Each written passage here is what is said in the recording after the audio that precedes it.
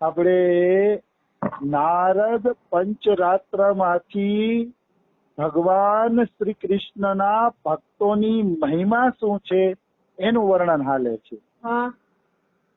કાલે આપણે જોયું કે કૃષ્ણ એમ કહે છે કે મને રાધિકા પણ એટલી પ્રિય નથી, સરસ્વતી પણ પ્રિય નથી, બ્રહ્મા લક્ષ્મી શિવ પણ પ્રિય નથી, એટલા મને ભક્તો પ્રિય છે.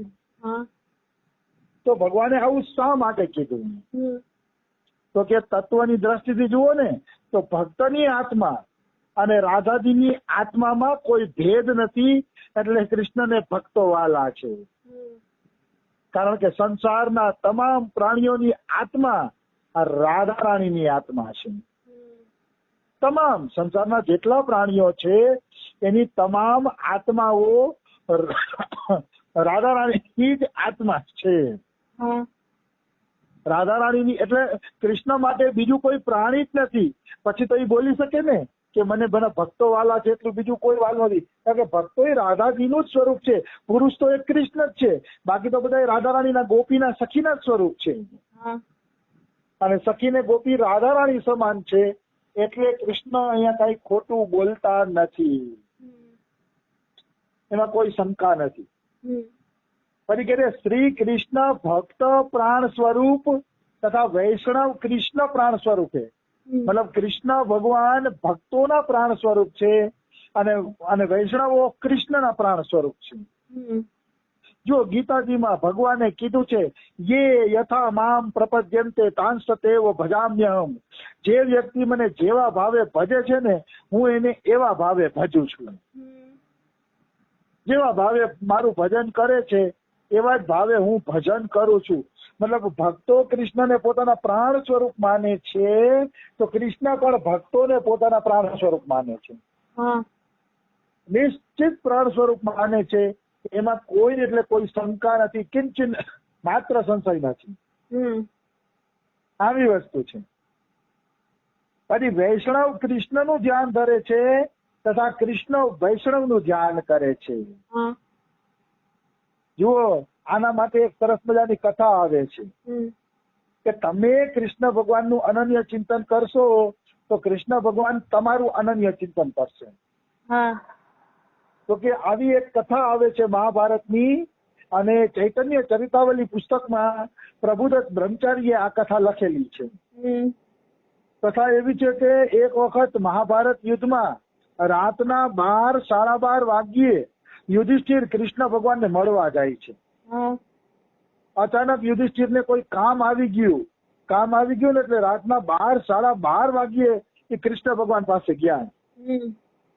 તો ત્યારે કૃષ્ણ ભગવાન પોતાની પથારી ઉપર ધ્યાન લગાવીને બેઠા હતા. ભગવાન શ્રી કૃષ્ણને કોનો ભય, આંખ બંધ કરીને ધ્યાન લગાડી અને ચિંતનમાં બેઠા હતા ભગવાન શ્રી કૃષ્ણ. તો ચિંતનમાં બેઠા હતા તો યુધિષ્ઠિરને આશ્ચર્ય થયું કે અરે આખું જગત ભગવાનનું ચિંતન કરે છે અને ભગવાન અત્યારે રાતે 12, 12:30 વાગ્યે કોના ચિંતનમાં બેઠા છે, કોને યાદ કરે છે? યુધિષ્ઠિરને આશ્ચર્ય થાય છે. ભગવાન શ્રી કૃષ્ણની એ ઝાંખી યાદ કરીને તોય હૃદય ગદગદ થઈ જાય કે અનંત કોટી બ્રહ્માંડ. આપણે એમ કહીએ કે ભગવાનના ચિંતન માટે સમય નથી મળતો. અરે અનંત કોટી બ્રહ્માંડ નાયક ભક્તોના ચિંતનનો સમય કાઢી લે છે. આપણે તો શું કામ હોય? હવે નાના મોટા 2 કામ કરતા હોય ને પાછા એમ બોલી દઈ કે અમારી પાસે સમય નથી. આપણી પાસે કઈ કામ નથી, એને અનંત બ્રહ્માંડો હલવા છે તો એ ભક્તોના ચિંતનનો સમય કાઢી લે છે. એ છે ભગવાન શ્રી કૃષ્ણ. એની મનમોહક ઝાંખી યાદ કરીને તો મન પ્રસન્ન થઈ જાય કે એ ભક્તોના ચિંતનમાં બેઠા છે. એ ઝાંખી જ મનમોહક છે. તો યુધિષ્ઠિર અહીંયા વાટ જુએ છે, કારણ કે નિયમ એવો જ છે કે કોઈ ધ્યાનમાં કે ચિંતનમાં કે બેઠા હોય તો આપણે વાટ જોવી પડે, એના ધ્યાન અને ચિંતનમાં વિક્ષેપ ન પાડવો જોઈએ. આ સનાતન સત્ય નિયમ છે. કોઈના ભજનમાં વિક્ષેપ પાડીને તમને કોઈથી કાંઈ મળવાનું નથી.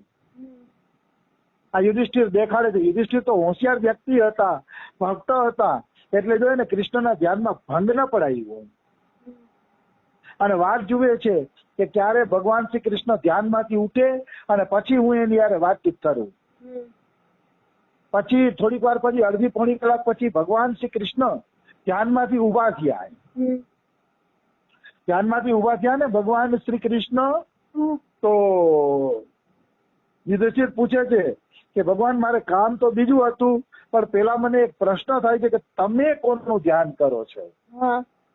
આખું જગત તમારું ધ્યાન કરે છે, તમે કોના ધ્યાનમાં લવલીન બનેલા રહ્યો છો?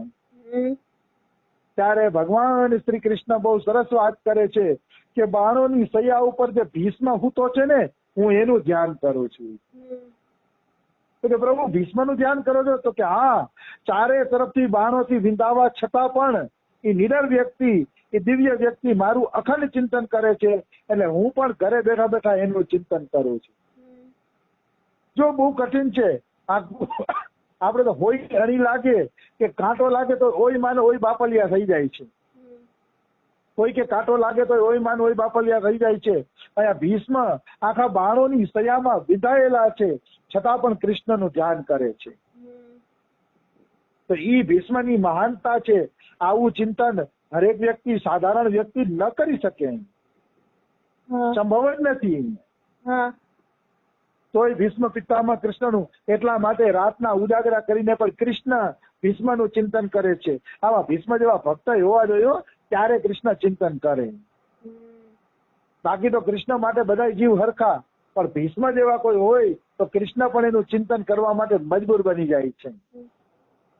આવી વસ્તુ છે. તો ભીષ્મનું ચિંતન કરતા હતા કૃષ્ણ સાંભળીને યુધિષ્ઠિરને અતિશય આનંદ આવ્યો.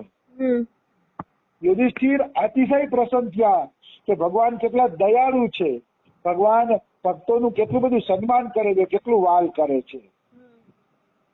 એટલે હું તો એમ માનું છું કે આ જગતમાં કોઈ કરવા જેવું કામ હોય ને તો કૃષ્ણનું ચિંતન છે.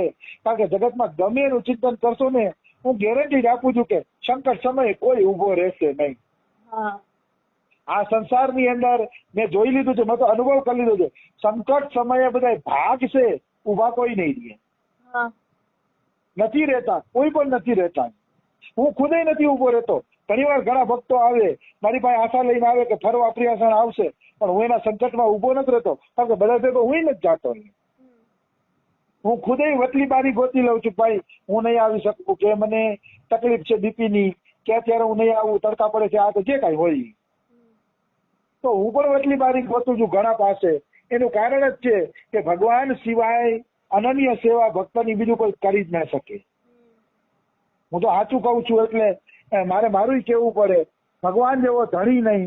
ભગવાન જે ભક્તને કામ આવે છે અખંડ 24 કલાક એની ટાઈમ, એવી રીતે સંસારનો કોઈ વ્યક્તિ જીવના કાર્યમાં ઉપયોગી થઈ શકતો નથી. શક્ય નથી, સંભવ નથી. કારણ કે જીવની મર્યાદા હોય. અને હું નથી હાજર રહેતો તેનો અર્થ એવો નથી કે મને કોઈ અભાવ છે, એવું નથી મને કોઈ લોભ લાલચ છે કે ઓલો આપે એટલે એના ભેગો જાવ ના, નથી આપતા એટલે ન જાવ ને, એવું કઈ નથી. પણ મારી મર્યાદા છે.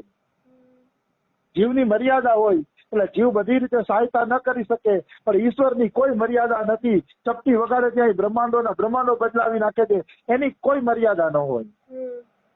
એ ગમે એટલી તમારી સહાયતા કરી શકે, ગમે ત્યારે એની ટાઈમ સહાયતા કરી શકે, કારણ કે એ ક્યારેય હોતા નથી. ખરે પગે સહાયતા કરી શકે. ઈશ્વર હંમેશા જાગે છે. શું એની વાત કરવી, તો બધું હવે અનુભવ થાય ત્યારે ખબર પડે. આવી વસ્તુ છે. એટલે ઈશ્વરનો ભરોસો રાખો. મારો કહેવાનો ભાવ શું છે, ઈશ્વર જેટલો કામ આવે જેટલો સંસારમાં બીજા કોઈ કામ આવતા નથી. દ્રૌપદીએ બધાનો આશરો જોઈ લીધો, પણ અંતે કૃષ્ણ જ કામ આવ્યા. અને કુંતા માતાએ એટલે જ દુઃખ માંગ્યું હતું, તમને પગલે પગલે દુઃખ આપજો, તેથી હે કૃષ્ણ તમારી સહાયતાનો અનુભવ થાય, તમારો અમને અનુભવ થાય. એટલે જ કુંતા માતાએ પગલે ને પગલે દુઃખ માંગ્યું હતું. તો આ બધું સાબિત કરે છે કે ભગવાન સિવાય કોઈ સહાયતા કરતું નથી. અને દુઃખમાં તો ભગવાન વિશેષ ભક્તોની સહાયતા કરે છે. એ મેં અનુભવ કર્યો. મારો એક અનુભવ છે કે જો ભગવાન તમને વધુ દુઃખ દેવાની તૈયારી કરતા હશે ને, તો એની સામે વધુ અનુભવ કરાવવાની તૈયારી કરતા હશે, એમાં કોઈ શંકા નથી.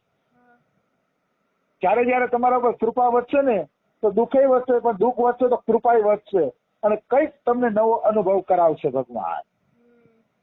એમાં કોઈ એટલે કોઈ શંકા નથી. કાલે એક રાધા બાબાનું સરસ સૂત્ર હું વાંચતો હતો. રાધા બાબાનું સૂત્ર એવું હતું કે જયારે ભગવાન કોઈ ઉપર અહેતુકી કૃપા કરે છે, દિવ્ય કૃપા કરે છે, નવીન કૃપા કરે છે, ત્યારે એક વખત કસોટીનો હથોડો મારે છે, એટલે જોઈ લે છે કે આ ભક્ત મજબૂત છે કે નહીં. એવી રીતે આપણે કોઈ છબી ઘરમાં ટીંગાડવી હોય તો ટીંગાડવી હોય તો પેલા ખીલીને હલાવીએ છીએ. જો ખીલી હલતી હશે તો આપણે ફરીથી એક હથોડો મારશું. હથોડો મારીને ખીલીને મજબૂત કરશી, અને મજબૂત કરીને પછી જ ફોટો ટીંગાડશું.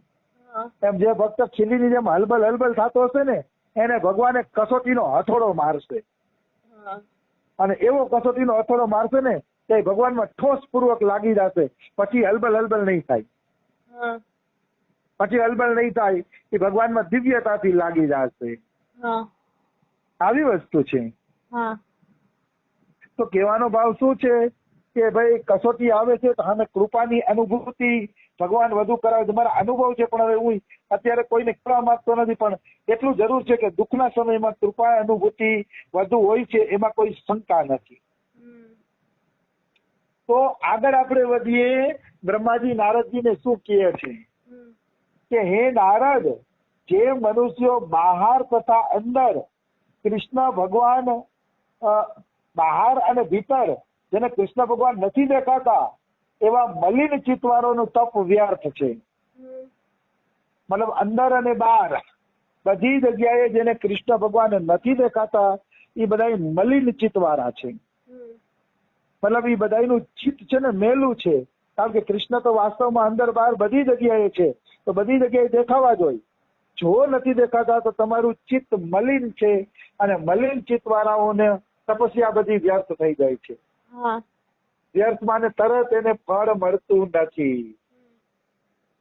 પછી કે આવા મલિન ચિત્ત વાળા, આવા અમૂઢ ચેત વાળા, મૂઢ ચેત વાળા અભક્તો જ્ઞાનથી, તપથી, વ્રતથી, નિયમથી, તીર્થસ્થાનથી, બધા પુણ્ય કર્મથી પણ એને શું લાભ મળવાનો છે?